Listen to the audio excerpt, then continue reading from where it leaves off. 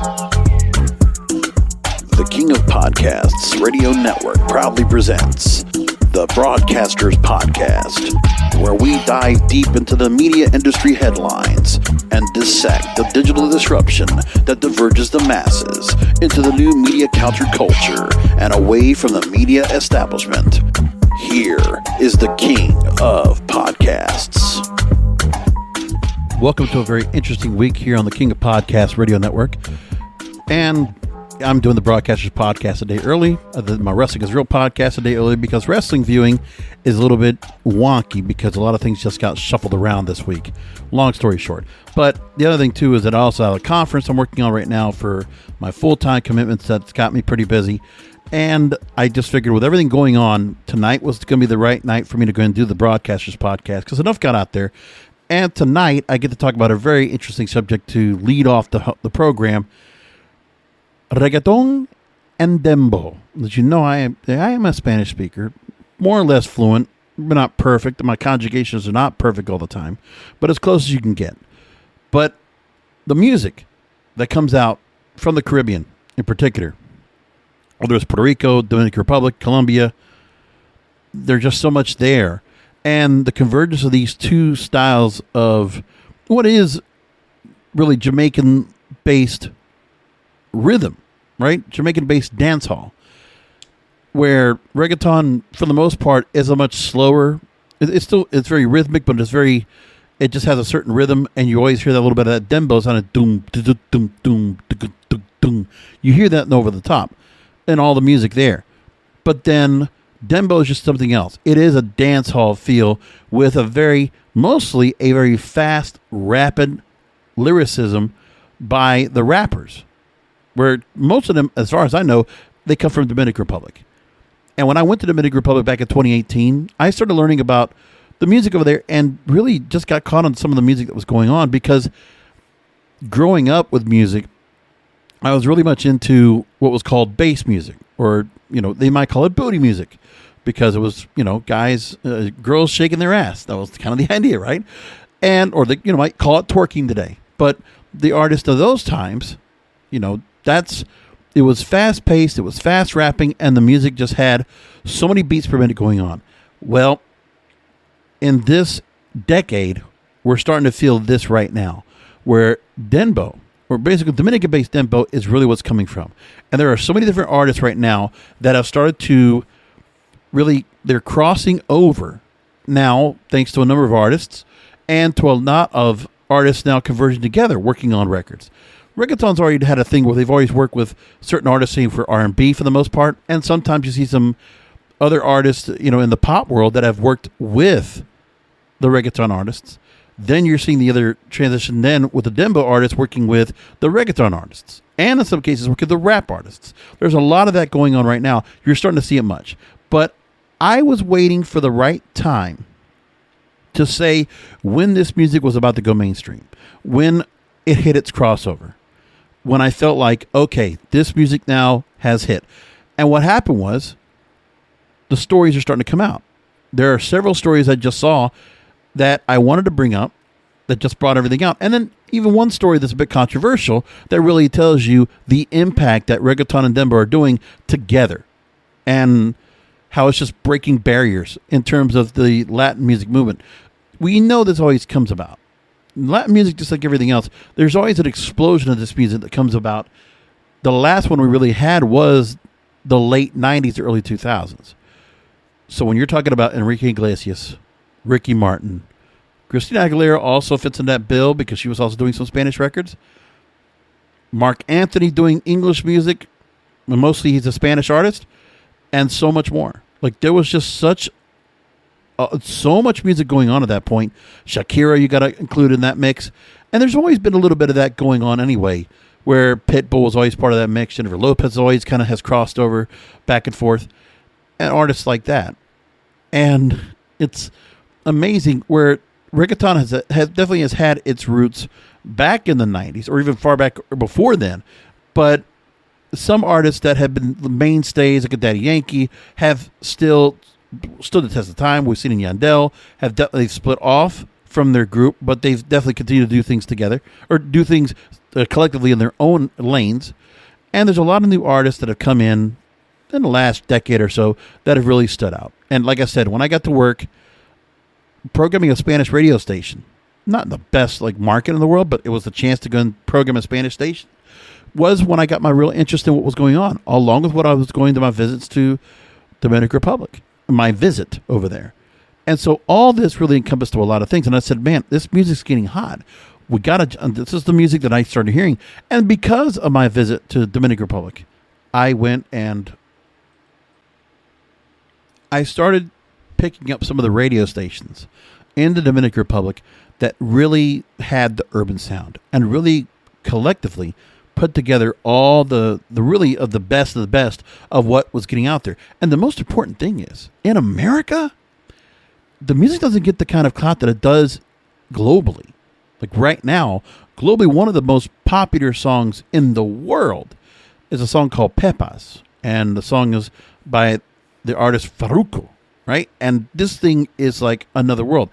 The other thing that's going on at the same time is that with some of the music that's coming out post-pandemic, there's a number of artists that have started to work on the EDM set. And I could name a couple of examples of that. You got J Balvin working with Skrillex on a song called In the Ghetto, taking an old sample from that.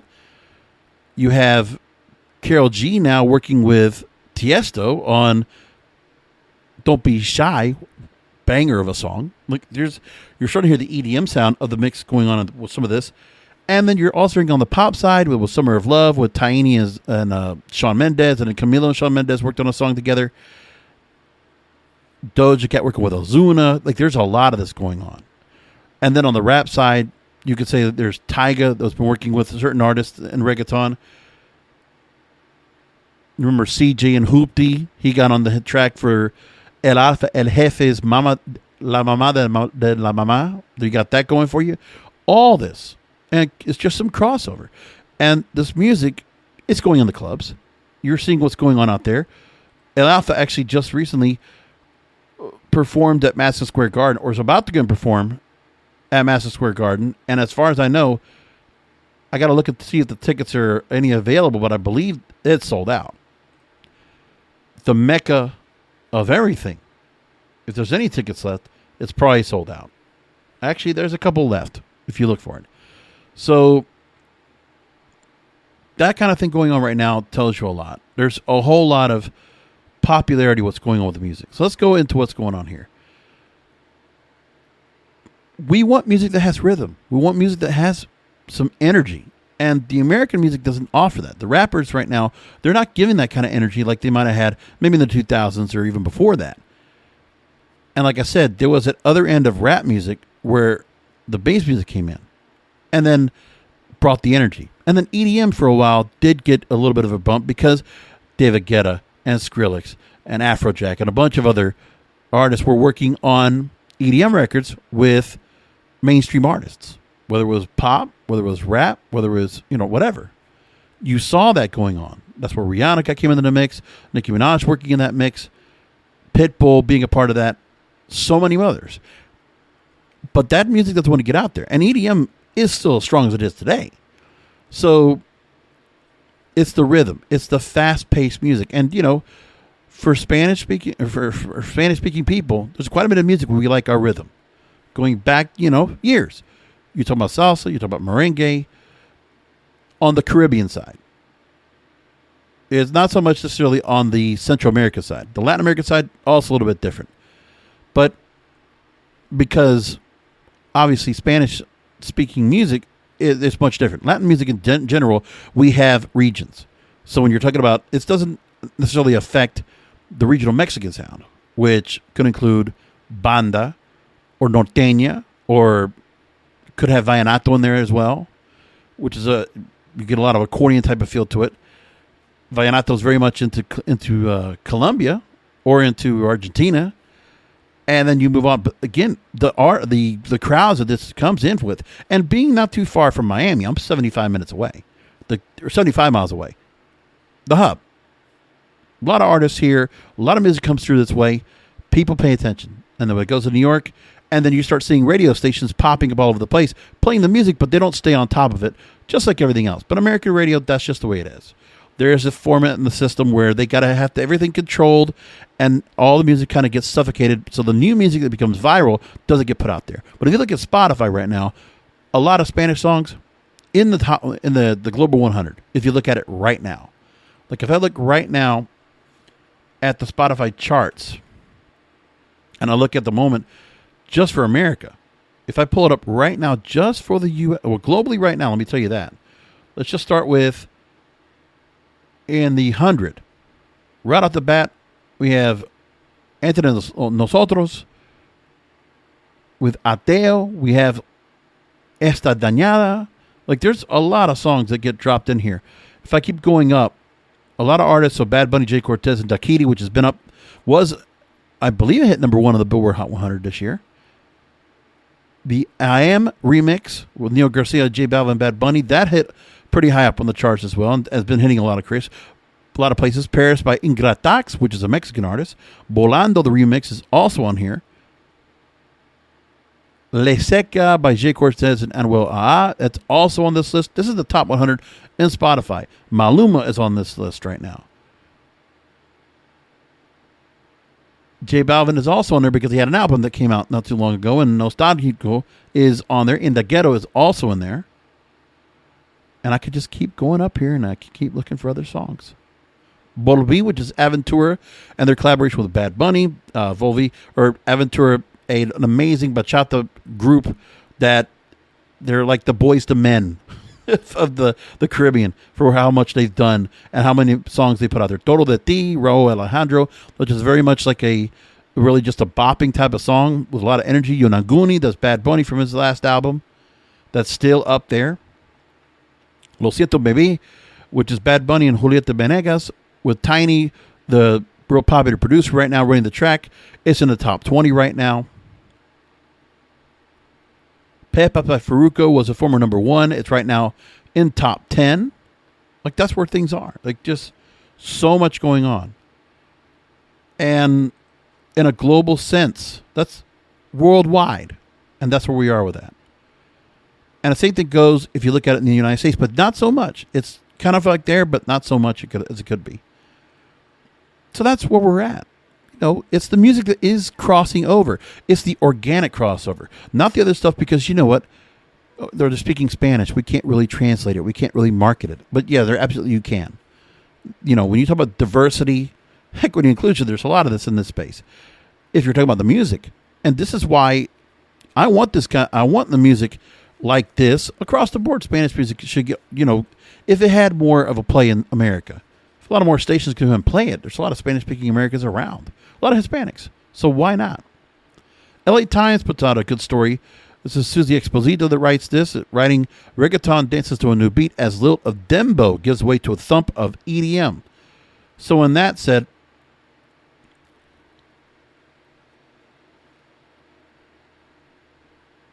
she talks about Farruko, the artist I was talking about before, who's done a lot of songs, became one of Puerto Rico's standout reggaeton MCs. The 30-year-old was a huge fan of Eurodance artists like Alice DJ. Remember the song, you know, Better Off Alone, one of the real top hits back in, what was it, 98? 97, I think it was. Quote, that was my childhood. He says of the 90s techno-pop sound that colored his latest studio album, La 167, and his breakthrough hit, the high-energy Latin house song, Pepas.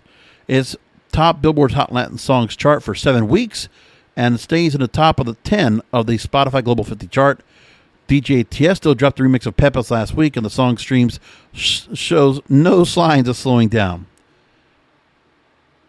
And Farruko told the LA Times, Pepas was an experiment and it happened to work.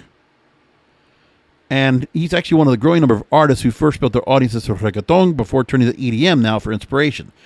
So there's a sizable uptick in dance music's coming to the dance charts. You have Bad Bunny, Jay Cortez's Dakiti, Karol G's country disco track Location, and Raúl Alejandro's electropop hit Todo de Ti. And when J Balvin recorded In the Ghetto earlier this year with Skrillex, he told Paper Magazine, quote, I didn't have Latinos in mind. And so taking this track, Skrillex and Tiny outfitted Balvin's Spanish language vision with pumped up jock jam organs and accelerated modulation of reggaeton's core rhythm known as Dembow. because that song in particular does have that dembow sound. It's very fast, or they speed it up about 2 or 3 times the speed. The song is now gold certified in Italy and platinum in Spain. People are listening to it.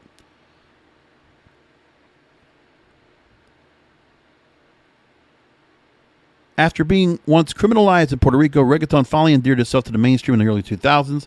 Tego Calderón won over fans in Latin America with his 2002 debut, El Abayarde, while Daddy Yankee scored U.S. crossover appeal with 2004's Barrio Fino. So Gasolina, Rompe, all these other songs came out. Don Omar coming out 2006 with King of Kings, and achieved a then unprecedented feat for a reggaeton album, ranking number 7 on the Billboard 200 albums chart. Then many reggaeton artists started going back to the drawing board, thirsty for fresh takes, and this came with the rise of EDM. By the late aughts, late 2000s, house music and its variants permeated pop and R&B music in the U.S. MX and X, like 3-Ball NYT, developed the original EDM fusion of this tribal guarachero, while genres like new cumbia and funk carioca rippled well beyond their origins in South America. By the way, this is LA Times. I'm talking about Caribbean music. This is all Puerto Rico, Dominican Republic, all out there. In Puerto Rico, producers like DJ Blast and Tiny, Tayny, sought to transform reggaeton with the same techniques that artist-producers like Timbaland and Daft Punk used to influence American pop. So now we're in the era of Perrero Galáctico, a house-driven subgenre of reggaeton in which veterans like Omar and Wisin y Yandel dabbed in electronic dance songs like Virtual Diva and Sexy Movimiento. But then, really the song that kind of just brought reggaeton back into light was Despacito. As soon as Justin Bieber jumps on the Luis Fonsi track, done. That's about it. Plus, you had Cardi B and J Balvin and Bad Bunny doing I Like It, and all that kind of stuff was just blowing up. Unavoidable hits. But now also, some of these top charting Latin songs are not just by reggaeton artists, they're also EDM fusions. So one of the people they talked to was Miami-based Luis J. Gonzalez, producing under the moniker Mr. Nice Guy, assisting in several tracks on Vice Versa, the latest album by emerging Puerto Rican star Raul Alejandro.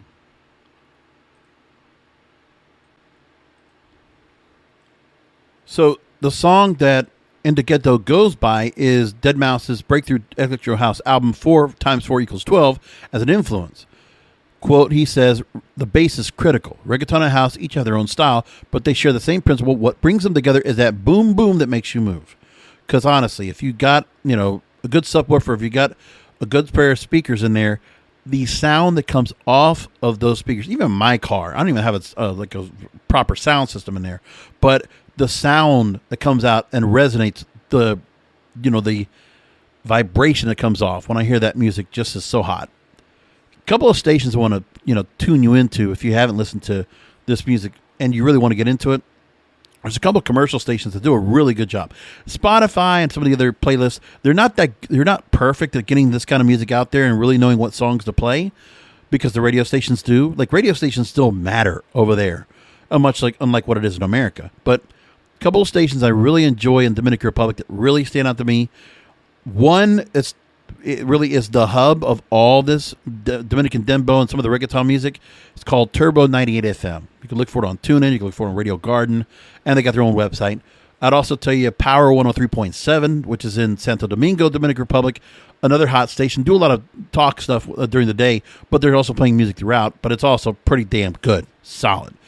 And the other station I will tell you about is in the southern end of the island called Barahona. And that station is called Mega 105.1. Again, tune in, Radio Garden. You can find that station there.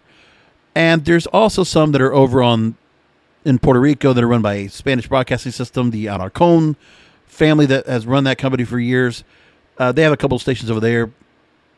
La Nueva, 104, La Nueva 104. And what was the other one?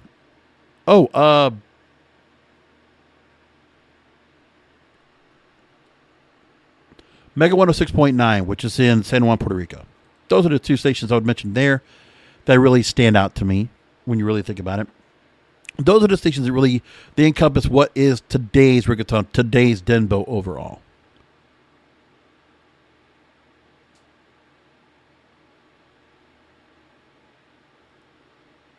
And Jay Cortez, who helped work the song Dakini with Bad Bunny, makes mention of that anything that makes you dance can be universal. As he told an interview with the New York Times, or the Los Angeles Times, he mentioned that. So this is where it comes down to. It's great. Now, the other thing that comes in, there was a Time.com podcast called, well, not this podcast. It's an article, but for whatever reason, they think it's a podcast. I don't know, Time.com. You got me confused here. Anyway, Andrew Chow writes about this and says, in 2021, reggaeton sits at the center of global pop music. Artists like J Balvin, Farruko, and Karol G rack up hundreds of millions of YouTube views a month. Booming beats, brash lyrical flows, the genre connotes glamour, sex, and tropical bliss is a soundtrack to nightclubs across the world. But then they also make the point of saying that reggaeton, with its working class roots, anti-government impulses, and strained relationship with the major legal systems, is so much more than party music. And this is from, that's what they're talking about, is the Loud 10-episode Spotify series, which began airing about the story of reggaeton. So they go through the whole history of it, which is fine. But now, what I have to talk about as well that's really standing out is a controversy that came up out of the convergence of reggaeton and dembow. So if you haven't heard about this, J Balvin put out a new song as part of his new album Jose, and it's a song called Perra, like a female version of a dog. And J Balvin works with a Dominican model / dembow rapper named Tokischa, who's gotten very popular in the Dominican Republic, and with the music over there. The likes of Alfa and others are working with this artist right now. One song that got really popular was one called Tucuntazo is one of the song is. But she's in there. She has a song with Rosalia, which is very popular, who has collaborated with J Balvin, collaborated with Bad Bunny, and she's also worked on been also collaborating on a number of big remixes and all. She worked on a song with Tokischa now called Linda that's also pretty popular right now, going along thing. Rosalia worked with Billie Eilish earlier this year. You might remember they collaborated together on a song. So now Billboard talks about the fact that the Perra video was removed from YouTube. And so the song is still out there being played, but it's now getting the hit of cancel culture. So even this music can't help itself. But this is important to talk about this because of what this music is. Because this circumvents cancel culture. This music has a fever and a fire to it, and it's raw emotion, and it doesn't hold back. And obviously, we're starting to see the whole concept of Latinx, which I can't say I don't know of anyone who's Spanish speaking that uses the phrase Latinx. It's just saying Latino, Latina, because they want to make Latinx, the whole idea of gender fluid. I get it, but then that's not something I necessarily use. It doesn't fit. It doesn't fit for a lot of the reasons, I feel like. But, I mean, people want to say it, that's okay. Anyway, the song has come out. And it is part, the song debuted September 10th. It's part of Balvin's Jose album, which earned him his 4th #1 on Billboard's Top Latin Albums chart. The song debuted at number 48 in the Hot Latin Songs chart. Part of the chorus does say, quote, "I am a female dog in heat," translated, by the way. "I'm looking for a dog to hit it. Hey, you're a dog in heat, and you're looking for a dog to hit it." The raunchy street slang lyrics describe two people who desire each other. Music video directed by Remy Paulus, Tokischa's manager, who actually runs the label Paulus Records, I think it is, or Paulus Music, shows a Colombian artist entering El Bajo Mundo, where he meets up with a Dominican newcomer. The visual shows Balvin tugging at two black women on leashes, a group of black people that were made up to look like dogs, and Tokischa posing on all fours inside a doghouse. So what they don't get is, yes, dogs in heat, and, it's like if you're calling a female dog a bitch. I'm just explaining this, okay? Just explaining. That's the idea of this. Listen, and it's, it doesn't translate well, but it's not supposed to. If you're Spanish speaking and you listen to music enough, you understand, listen, a lot of the Spanish music is very sexually charged. Pretty graphic, pretty explicit, and pretty out there. You just got to accept the fact that it does do that. But of course, you're going to have the detractors who are going to say this is too much. And, they're trying to get J Balvin to go and apologize. They're taking the song down. YouTube decided to do that. Let's go along and talk about this. So on Sunday, this past weekend, the music video was reviewed from Balvin's YouTube channel, and neither Balvin nor Tokischa have released an official statement. So what? They're not going to say anything about it. As I said a few weeks ago when I talked about cancel culture when it came to Dave Chappelle, DGAF, you only fuel the fire if you make a statement, if you comment about it, if you apologize for it. Because if they get the apology, they get the win. They get the victory. That's what they want. And it doesn't stop there. So now back to this. The removal of the music video came less than a week after Colombia's vice president and chancellor, Marta Lucía Ramirez, said the video was sexist, racist, machista, and misogynistic. Well, what does it matter to her? Why does she matter? And just because of her thoughts, if she doesn't like the song, okay, turn it off. It's not for you. She says, quote, in this video, the artist uses images of women and people of Afro descendants. Afro descendants. Do we understand that in the Spanish culture, okay, especially Dominican Republic and Puerto Rico and Cuba, among other countries, there is no assimilation based on color, as far as I'm concerned. And, trying to go into Afro-Latino roots and this and that. We have people that are mulatto, we have people that are, that are darker skin, lighter skin. Doesn't make a difference. I think everybody gets kind of just treated the same. The culture is not defined by color. We know that people want to create that. But as far as I know in Latin culture, for the most part, it's only identified by color in America. But in Latin America, no. Caribbean, no. In South America, no. In Latin America, no. I don't think so. So in the letter, she publicly encouraged Balvin and the music industry to sign a petition that includes various commitments for the promotion of women's rights in music and prevention of violence against them. Listen. You take the attitude about the music and, take it with a badge of honor. Just consider Marta Lucía Ramirez as Tipper Gore. And when they try to put explicit tags on the music, okay, go ahead. Guess what? We're selling more records thanks to you. The publicity only fuels the song. We're selling more singles. Thank you. That's all you're doing. Although the audio track for Perra is still live on YouTube, Billboard cannot confirm if the music video has taken down by the artist or the video sharing platform. I'm going to say it's YouTube. I'm going to think that YouTube probably did it. I haven't looked for the song to see if it's up there or not. But I should go take a look and see what happens when I go look for that on YouTube. Let me see real quick and see what happens once I go and pull up the YouTube and see if it comes up if I go look for it. As far as I know, you can't find the song. Well, wait a minute. The song has been brought back up. No. Hold on. Oh, somebody screwed around. Okay, so people are start screwing around by trying to saying that the video's up there, and they're trying to get some plays for it. But for the most part, the video's not up there. So people are just kind of screwing around. Oh, well. That's too bad. So that's the whole idea of what everybody's talking about. So now you're just seeing a lot of Here's the thing. My point exactly. So just because you took the video down, now you have loads of videos with thousands of views right now talking about this. There you go. And you know what? I bet there's other places you can go and find the song if you want to go look for it. Because if I go look for somewhere place, I'm sure somebody else has got it somewhere, and it already got the kind of message you wanted to get. Like it already got it. So you're not going to do anything else with that song, period. I'm sure you can find it somewhere else if you're going to look for it. That's all there is to it.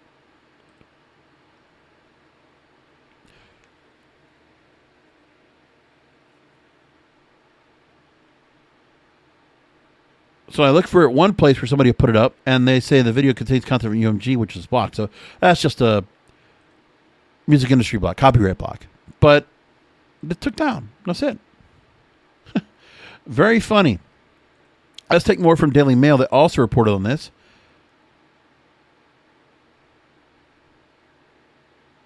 So they talk about the same story about this lady that actually made the whole point about it. And by the way, the lyrics, I'm like a dog in heat looking for a dog to hit it. That's Tokischa's line. Her verses say that.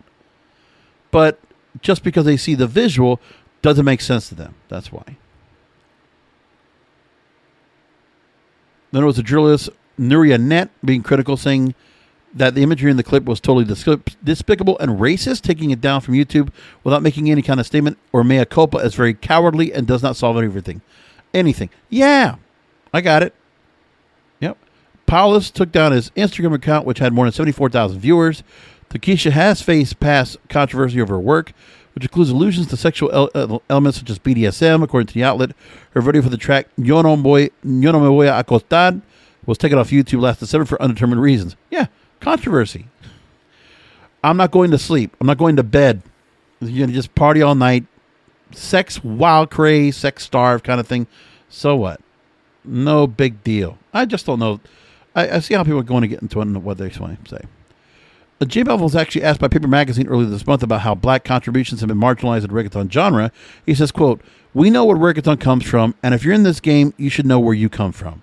Once you're doing the right thing, we'll find you." And that's all he says about that. So everybody has their own things about it. They're all kind of concerned. It's just people want to go ahead and start commenting. They want to just raise a ruckus. That's fine if that's what you want to do. But for me, this music stands out. There is just so much to be said and such popularity going on with what's going on here. So, and we're just only seeing more of this. I haven't even talked about where we see artists now, that have come into the mix, Spanish artists coming, or some artists with, Spanish surnames, making their way back. Selena Gomez put out a Spanish album earlier this year. Christina Aguilera just teased a new album in Spanish.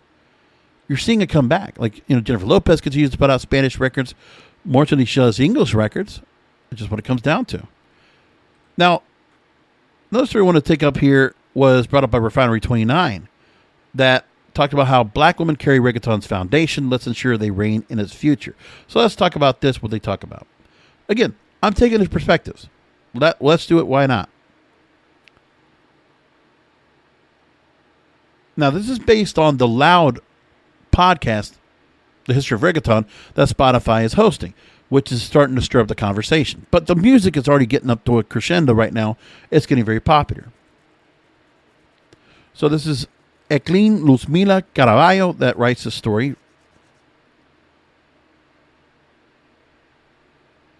Ivy Queen, who hosts this podcast, tells Refinery 29, "Somos la balanza." It goes to the guy's side. That balance, as she calls it, can be tipped to easily trip up women reggaeton artists in more than ways than one. According to those in the industry, what we need to move forward is clear: a dramatic increase in investment and faith in women, particularly black women, to equilibrate the sound and elevate the sound. Well, we're seeing some of that. Listen, when I was doing the programming for the Spanish radio station, my feeling was I didn't want to hear the station be swarming with all male artists. I actually looked for female artists to play. And so there were some songs I got criticized for playing, but I played it anyway. So, finding Sofia Reyes, for finding Tini, for finding, for playing extra Karol G, for playing Fade, for playing Greasy. I played those songs. And I played some of the stuff and, sure, some people were thinking, why were you playing this for? That's fine. I had people that kind of question my programming, and that's okay. But I still pushed it anyway because I wanted a full mix. Even with the salsa and the merengue we used to play, or the bachata, I would try to find female artists to balance the load because I wanted to hear more female singing because it always works like that. I mean, if you hear it in pop music, you hear in other music, why not have it in this? Because there's a lot of good artists out there. That's what's always important to me because it just stands out. So, characterized by a sound that blends reggae, hip-hop, and other Afro-Caribbean influences, the genre's history starts in underground parties in Panama and Puerto Rico. Moving along, the surge has put reggaeton on the mainstream map in a global way. There's a new school that's hitting hard, but we're not seeing what the Afro is. And the question is the history of structural racism repeating itself in this new generation of artist surges? Okay.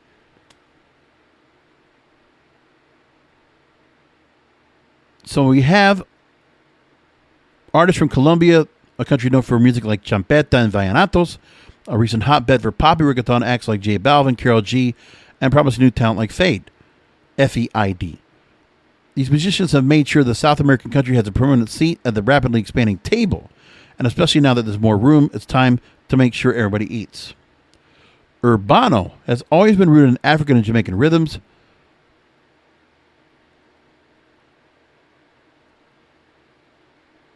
And they have a couple of names I've never even heard of in my life that they talk about that were part of the Black Lives Matter conversation, partaking in various forward-thinking industry conversations that movement fueled. But I'm sorry, I don't know who these artists are. And some of the names they bring in here just don't pop up in my head. And I think I listen to a lot of Reggaeton and Dembow on a regular basis.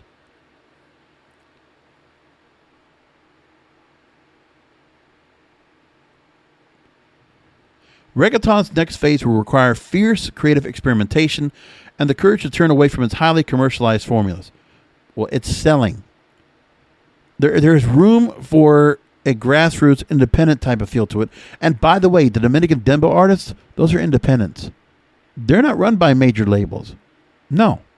So I don't know whether they're talking about commercialized formulas, unless some big, large commercial record labels are taking in right now to bring the music into America. But it didn't start that way in Puerto Rico or Dominican Republic or Colombia. No.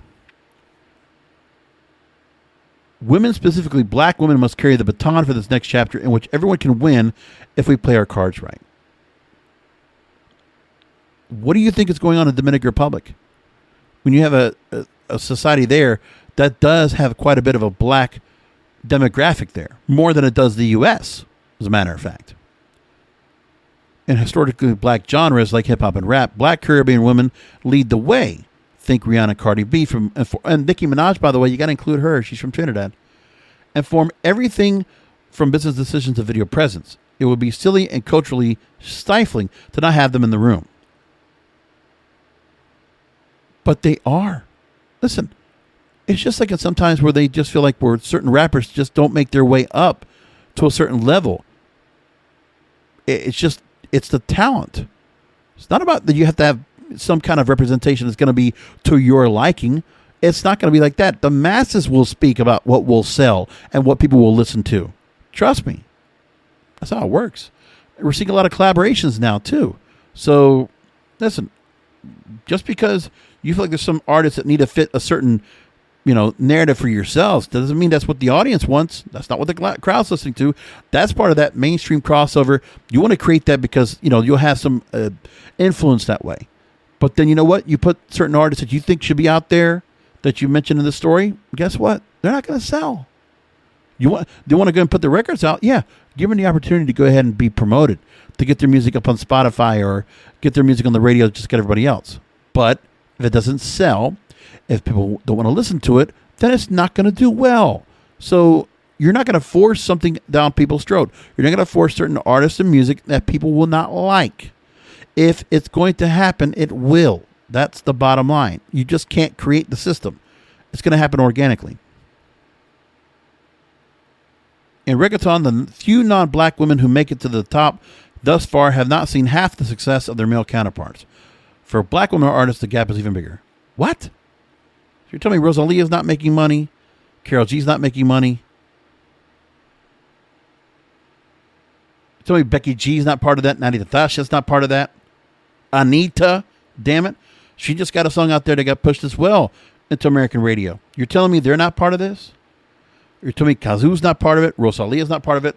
You have Maria Becerra, Maria Angelique that did a song with Karol G just recently. You tell me that those artists are not working in this at all? They're not part of this? I don't know what they're talking about. Just because they need to be a darker skin. It has to be a darker skin. What does that have to do with anything? It's what you want it to be. And even if it is what you want, that's fine. But is the audience going to respond to that? Are they selling records? Is the music good. That's all that matters. We want music we like. Not music that's wonky or whack and doesn't really feel good because you need to go and fit something that you prefer. If it doesn't sell, it doesn't happen. Okay? I'm going to make this point, and nobody give me any crap about this. I'm just reporting a fact. Okay? You know, there's always this thought about the WNBA compared to the NBA and the level of success that the WNBA has in terms of bringing revenue. They're getting broadcast deals. They're getting a lot of limelight by mainstream media. And today, the WNBA World Champions had their parade. I'm looking at the video, an overhead of the street where all these different tour buses that are parading the champions down the street in a major thoroughfare. Nobody's on the street. No one.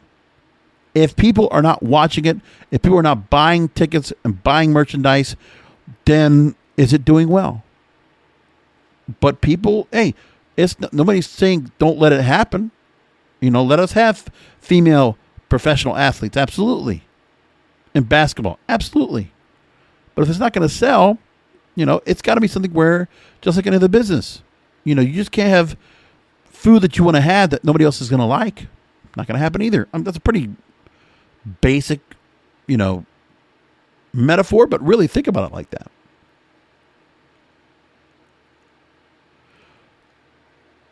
Unapologetically sexually liberated artists like emerging Dominican rapper Tokischa, who has a dark skin, are keeping the essence alive in ways of their own. But this freedom comes with a price.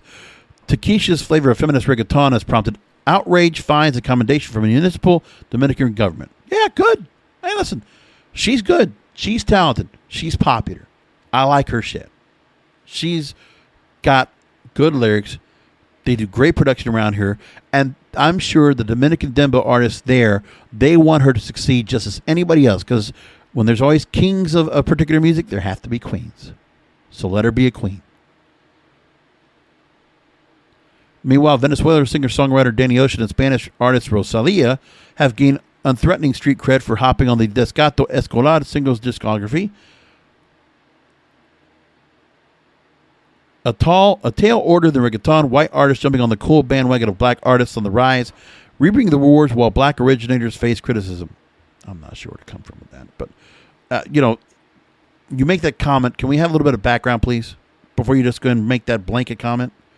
Reparations for black women in reggaeton will require gatekeepers on the media and the record label side of the fence, while as the white artists who are already in the room to start carrying the workload and redirect funds and publicity where they're due. Reports show that Latin music is only becoming more and more lucrative, growing faster than the industry at large. As such, there is no doubt that reggaeton, one of the most streamed genres globally, is rich well too. Reggaeton may be safe in the crushing economic force that has affected the rest of the music industry this year, but who will save its soul? Look. And like I said, if I look at the artists that are headlining Dominican Dembow, which is the part that I'm paying attention to of the artists that are out there and what's really standing out, like that's what I care about. And you can go through and you can listen to the music that's out there and the people that are doing it. There's a story that actually came out May 2021 from CN Traveler, Condé Nast Traveler, that talked about 3 rappers in the Dominican Republic that are making the space. And by the way, they're all black and they're all women of various backgrounds, everything. Homegrown female MCs are mixing elements of freestyling, drill, trap, and dembow for a sound all their own. Marua Estevez. So, okay, listen, Refinery 29, you put your story out there. You want to take what the Loud podcast is doing. I'm coming back with telling you, look, we have what you're talking about. And they're good. All right?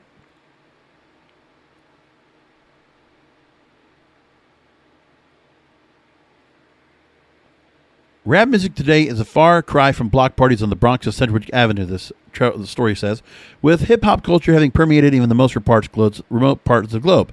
Yet remnants of basement parties and corner store ciphers of the South Bronx can be found in places like the Dominican Republic, namely Santo Domingo's Zonas Colonial, its notorious barrios, and the underground scene throughout the island. There, a cadre of up-and-coming women MCs are preserving some of the original elements of freestyling while blending genres like drill, trap, and the island's own bubbling dembow, an offshoot of reggaeton, making a sound all their own. To Tokischa, age 25, from Los Frailes, Santo Domingo, in Dominican Republic, being exceptional freestyling is her rapper standard. Quote, you're either born with it or not, but I take pride in my writing. I'm a very passionate and serious performer when freestyling because I know what that represents.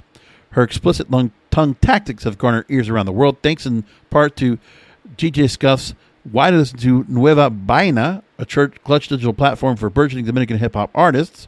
I got to look for that. Damn, I got to look for what that is. Okay. Thank you very much for that. I will hold on to that for later. So this platform is for burgeoning Dominican hip-hop artists, reminiscent of BET's Rap City, the basement segment. Given the island's history of marginalizing bachata, for instance, and the public stigmatization of other black genres such as reggaeton, it should be noted that Tokischa has forged a quite an imprint for not just her songs, but for her queer, sex-positive, and hippie pro-drugs body politics.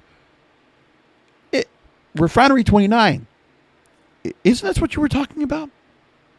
Diversity, equity, inclusion, black female artists, queer, sex-positive, pro-drugs, body politics. Hey, that sounds like the whole formula right there. We're getting a breakout artist that is starting to hit. And guess what? She's working with everybody. She's working with a lot of different artists right now. So push back. I'm giving you context, which I didn't get in your story, but I'm giving context back.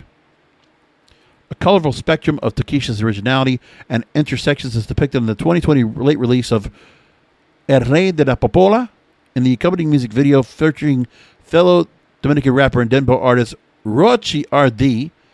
Tokischa dons an all-white and a crown of flowers while waxing poetics about being waxed over a blend of hip-hop elements and the Caribbean nation's homegrown dembow. It's just fun. What can I say? I love that music. And by the way, she signed to Rock Nation, by the way. Quote, in the underground scene and all over the country, we're obsessed with dembow. On a bad day, you might hear an old school salsa or a little bachata playing out of someone's house in the countryside, but everywhere you go right now, we're playing dembow to the max. I won't make a professional or musical comparison to merengue, because obviously that's an exceptional genre instrumentally when it comes to the music foundation overall. But merengue, which is the faster version of salsa music, also with a lot of beat, passion, and really fast lyrics, but not rapping, singing. And there are some amazing artists that did merengue that it's just another world. It's just something else. So she's totally right on that. Without merengue, you don't get the dembow, because reggaeton inspired, but the speed, the pace, the tempo, the energy, the excitement, and the salaciousness, the sexiness of the merengue records. If you didn't have that, you don't get to where the digital side is today, where reggaeton becomes what it is, and then Dominicans just decide to go and just spice it up and speed it up, and it sounds great. At least to me, anyway. Since the release of music videos like El Rey de las Popolas and Descarado Escolar, Tokischa was the target of backlash and slut-shaming akin to Cardi B and Megan Thee Stallion following the premiere of WAP, a pro-sex women's anthem that even had the most of conservative political commentators in their proverbial feelings. Quote, I was born this way, with an intense desire to be free. If I'm as liberal as you say I am, it's because I made a decision to be this way, to let go and move according to my own flow. It's this very approach that has earned Tokischa over 20 million views across her videos on YouTube to date. Influenced by the likes of Gloria Trevi, who was a very popular rock pop artist that just broke boundaries, kind of like a Cyndi Lauper type in the 80s, much in that same vein, pretty much. Tokischa represents, and Nicki Minaj, by the way, as well, is one of her, also somebody she's influenced by. Tokischa represents just a part of the musical infusion and ingenuity coming out of this diasporic collective. And there's others we could talk about as well. Red, also from Los Frailes, Santo Domingo, anchoring herself in the male-centric and trap derivative of drill music. And she has a song called La Modena, all about demanding that respect to this, disregarding the naysayers who doubt her. The lyrics go, doble cara virajo, no sirve ni para ser mandado. Mi flow no lo encuentra mi fiao. Lo tuyo se fue regalado. Which loosely and colloquially translates, you're a no-good two-face who can't even be sent on an errand. Can't even cop my flow on credit. Your shit was bought for you. I love that shit right there.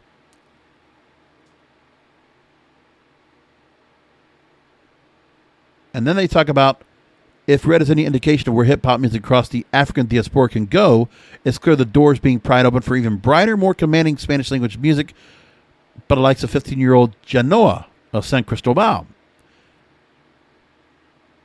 She has a debut single, La Hija del Rap, and her song, she says, Te voy a regalar un yaqui para que mi carrera persiga y te pueda dar el bombo de verme llegue a la cima. So it means, here's a jet ski to follow my career so I can brag about you having to watch me reach the top. That's just good shit right there. Come on. Come on. A student of popular American rapper Químico Ultramega and her personal goat, the mother of rap, Mary Mel, Genoa has already amassed an impressive list of cosigns, include Melly Mel herself, Rochi Ardín Vaquero, and renowned DJs such as the aforementioned DJ Scuff of Nueva Vaina. She says, quote, you might say that this has been the most moment of my career yet. Despite the pandemic, my music, freestyles, and all my projects have received the ultimate support in the midst of what was supposed to be the worst possible year. Quote, I do not think that such an important moment in music like the one we are experiencing now has passed, not one concerning the urban genre and Dominican women, and I, for one, don't plan on missing out. Bam. Enough said. And I hope people understand this is, man, I can't believe I'm going to get to another hour talking about this. I thought I was going to have time for this stuff, but man, I just got into this and just had to keep going. What can I say? Condé Nast Traveler and Refinery 29 giving some breakout stories on this to really get me something to work off of. Good stuff. So when it comes to the music, this is music that crosses over, that properly represents the makeup and representation of Latin music. At the same vein that we have regional Mexican music, we have vallenato, we have salsa, we have merengue, and so much others. And by the way, there is still some diversity in music when it comes to Dominican Republic, because all these stations I tell you about as well, all the reggaeton classics from the Daddy Yankees and the Wisin y Yandels, they still play. Okay? They still play them. There are anthems that play on the island. Same thing with Puerto Rico and other places. They're all playing it because it's still popular. It still hits. Hits different. That's what it comes down to. And it comes to everything. Freestyling, drill, trap, dembow, Dominican, it just is, what an example. And the music over there, like I said, they just got stations over there. And there's other stations I could talk about that I could find over there as well that are just incredible. And I would just recommend going on Radio Garden or tune in and look for stations in the Dominican Republic that play this music, the urbano, the reggaeton, and just how it hits, just how solid the music is. Such an excitement. Even if you don't know the words, the rhythm just does something different. Just saying. Okay, a couple other stories I want to bring up before we go wrap things up. IATSA update. I'm going to run through this real quick because in my Win My Podcasting series, I did talk about the story. And I'm going to say that overall, we do have a deal in place, but will the members decide to sign it?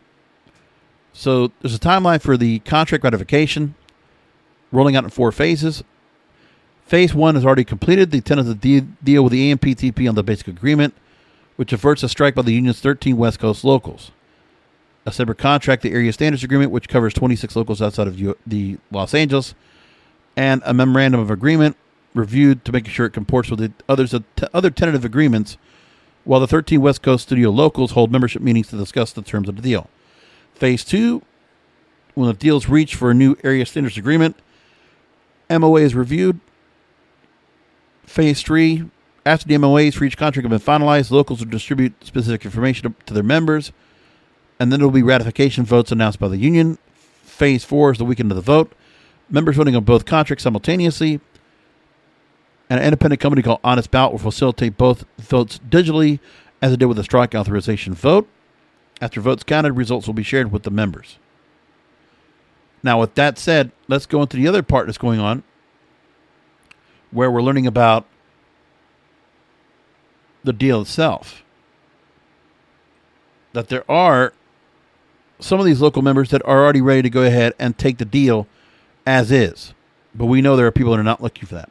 The International Cinematographers Guild asked members to vote yes, expecting leaders of all 13 locals to recommend ratification to their boards of members. But remember, if you've been reading about this story, I mentioned a part about working conditions, about giving more than a 10-hour turnaround, about making sure meal breaks are locked in place instead of giving penalties to skip meal breaks, and to make sure you get rest and recuperation, aside from the better pay, aside from making sure streaming is also considered in their pay as well.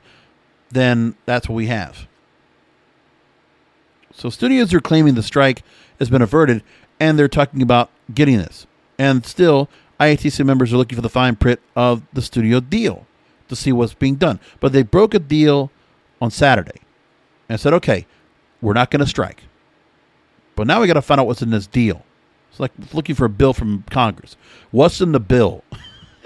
Show me the bill. And that's what we got. Another story I'm going to take from Deadline.com that reports about this. They talk about the gains and rollbacks that came up. And the gains they got, that improved wages and working conditions for work on streaming with increases from 3.25% to 34%. So streaming is going to get covered. They absolutely got that. Pension and health benefits fully funded by the employer. Retroactive scale wage increases of 3% annually. Daily rest periods of 10 hours now includes pilots for season's theatrical productions. Weekend rest periods of 54 hours for 5-day work weeks and 32 hours for 6-day work weeks. Living wage for the lowest paid craft from $16 to $26 over the life of the agreement. Increase meal period penalties, but I think what they want is they want the meals. MLK Jr. birthdays, the MLK Jr. holiday will now be considered a paid holiday across the country. There's also diversity, equity, inclusion initiatives, additional MPI hours to increase pensions in all call employees, expansion of paid sick leave benefits from just California to the entire country. And there's more. But the question will be, there is quite a bit that has been considered, that has actually happened. There's a lot in the deal that has been covered. So you have to figure yourself, okay, about 60% of what they were asking for, they got. So the union's going to say, hey, you got a lot. Just take it. They might just try to say that. But will the members still decide to go ahead and vote, say yes to it, and just say, yeah, we'll take it. It's better. Without getting some of the more respectable, dignified conditions they want to change. You know, really changing the model. The extra pay, the extra benefits, sure. A little more wiggle room when it comes to breaks and R&R, sure. Like there's some of that's been all included. So that takes care of, like I said, about 60% of it. Maybe about 2/3 of it. But there's a lot more they want to get. That's what they want to care about more. There's a few other things I can talk about when it comes to radio I could bring up. One story I'll bring up real quickly that I'm not going to just take too much time on. An interesting story about how Liberty Media, which has had a big bulk of iHeartMedia in controlling interest, they are selling their portion. Let's take the story real quick. That Liberty Media is going to sell its stake in iHeartMedia, exiting the broadcast radio business. Liberty Media is headed by John Malone. They hold 78% of satellite broadcaster SiriusXM, which owns music streaming service outright of Panda, as well as 32% of Live Nation, the world's largest concert promoter. Well, they also had a part in other things they have, but they decided to go and deal with things with iHeartMedia. They're originally a holder of debt, which they converted into a meaningful equity stake, and now iHeart feels like they got a good return on their investment. But they're not saying much as to what happened, but there's a lot of things where they probably did do well because iHeartMedia went public in June 2019 after their bankruptcy, started at $17 in their IPO this time around. It got down to as low as $4.31 during the pandemic, and it did trade above $20 on May 7, 2020. It closed at $21.66 as of Monday, October 18th. So right now, Liberty likes to take opportunities with companies that are really in a tough spot, a distressed asset. Liberty likes to make an offer that appears one-sided but involves risk. Well, right now, iHeartMedia is no longer the kind of high-risk and inexpensive investment that Liberty often chases. With the economy recovering from the pandemic, iHeartMedia's share price increased about 200% since Liberty Media received DOJ approval to acquire up to 50% of iHeartMedia's debt, roughly $2.8 million at the time, or common stock in July 2020. So they got a good chunk of the stock, and the price went up to quite a bit, and now they're cashing out. So I don't know what that's going to mean for iHeartMedia after this, and we'll find out. But by selling a stake in iHeartMedia, Liberty effectively cancels any hopes of creating a full-stack media company. The combination of broadcasting and live events has obvious promotional opportunities for both companies, and it was tried before. A clear benefit would have come from Liberty providing connective tissue across AM/FM broadcasters, satellite radio, and online streaming companies. By owning or having a stake in these companies, Liberty Media could have been a major influencer in nearly how all Americans listen to music and attend concerts. But they got SiriusXM. So don't necessarily need, they're still in the radio business, just not with iHeartRadio, or iHeartMedia in general. But now if they're going to get out of that, what happens next? That's the question. And I don't know. So anyway, we're going to just leave it there. And we'll come back next week with some more stuff here on the Broadcasters Podcast. I really appreciate all of you checking out the show and listening to it, as you always do, and getting it a day early, as would expect. So go ahead and check it out. Make sure you go and catch it on YouTube and wherever you find your podcast. So I hope you've been liking what the format's been like, and we'll find something else to talk about in next week's Broadcasters Podcast. Remember that content is king, and to control your content is in your hands. Thank you for listening to the Broadcasters Podcast. Find all the links to subscribe to the show by going to broadcasterspodcast.com. And don't forget to check out the King of Podcasts wrestling program, the Wrestling is Real podcast, exclusively at wrestlingisreal.com.